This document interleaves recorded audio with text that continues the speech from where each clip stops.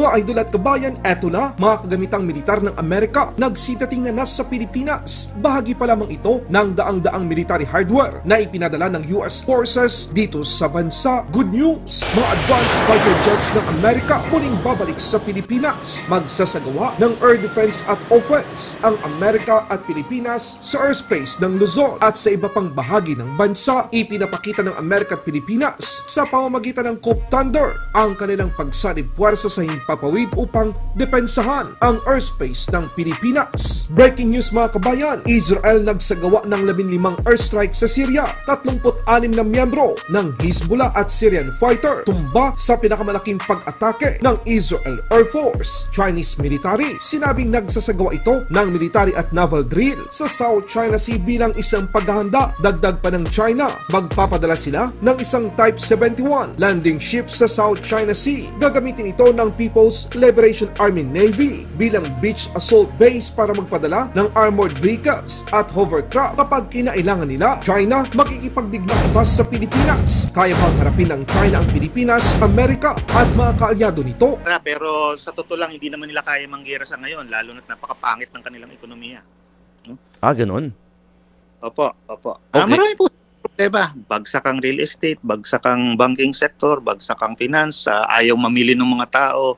Ang consumer demand is very low kasi nga kahit sarili nilang tao walang tiwala sa ekonomiya nila, kaya tinatago na lang ang pera nila.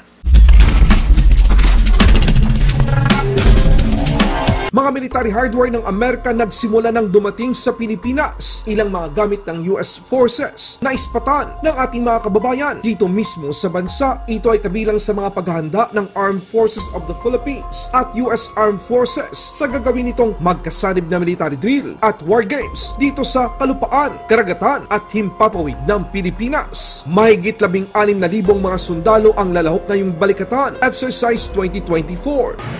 Dami.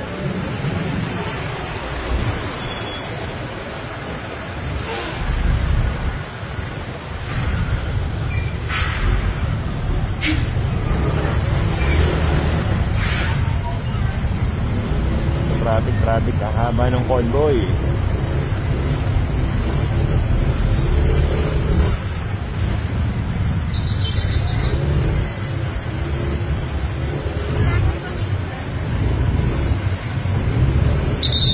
Mukhang medyo malala talaga sa Balikatan summer.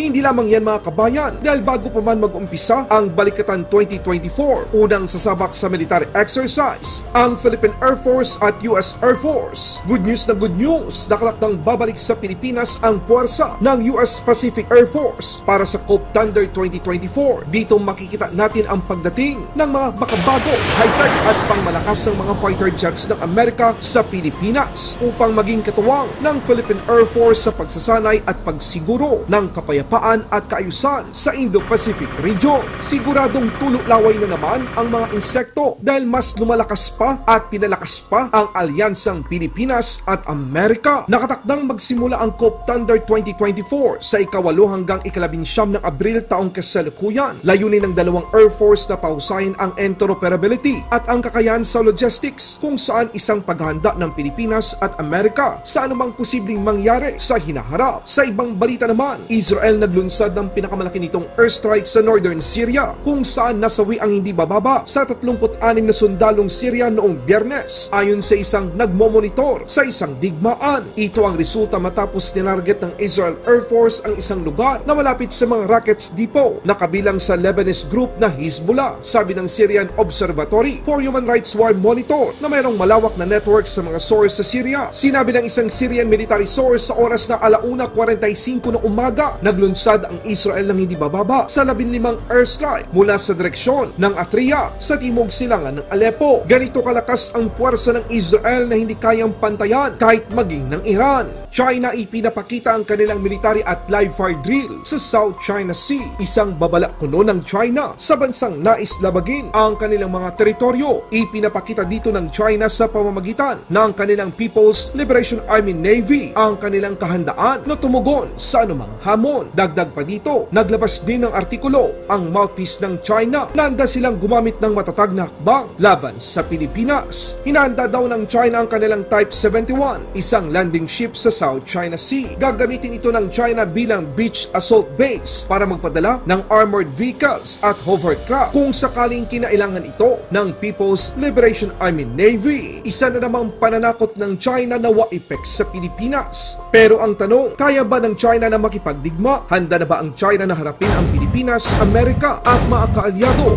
pati partners nito? Ito ang sagot ng isang eksperto pagdating sa usapin sa West Philippine Sea. Isa kasi sa mga gustong mangyari ng China, mga kabayan, na mag-aabiso muna tayo sa kanila kung magsasagawa ang mga otoridad ng Pilipinas ng resupply mission sa Ayungin Shoal. Gusto ding akyatin ng China ang mga barko ng Pilipinas para makita ang mga materyales o supply na dala nito sa supply boat ng Pilipinas. Pero sa totoo lang, hindi naman nila kaya manggera sa ngayon, lalo na't napakapangit ng kanilang ekonomiya.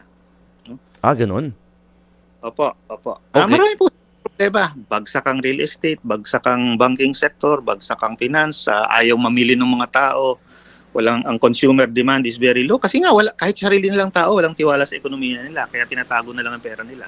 Well, una po, talagang nanggagaliiti ang China na tayo ay nakikipag-usap at at lumalapit pa tayo lalo sa ating mga dating kaibigan, no? Kasi yun yung ayaw niya. Alam niya na para manalo siya dito, kailangang nag-iisa lamang ang Pilipinas. Kailangang solo lang siya dahil maliit lang na bansa ang Pilipinas. So therefore, hindi niya talaga mapapantayan ang poder ng China, whether it's economic, military, political, or what. Basta't isolated ang Pilipinas at nag-iisa, kahit anong gustong gawin ng China, kaya niya. No? Kaya galit na galit siya na every time na meron tayong mga kausap, at sinasabi niya agad na tuta tayo, no? Anong mga kausap natin, no? Lalo na ng US. Pero alam din naman siguro ng taong bayan na hindi ganyan ang paraan, no? Na para tayo, kumbaga kahit mahina ka, hindi ganyan ang paraan na lalo mo pang pahihinain ang sarili mo at magsasarili ka lang, no? When alam mo na mas malakas sa iyo yung kaharap mo. Talagang natural na, syempre, maghahanap ka ng kasama, ng kaibigan, no? Natutulong din sa iyo. And so far, I think, yan, nakita natin, no?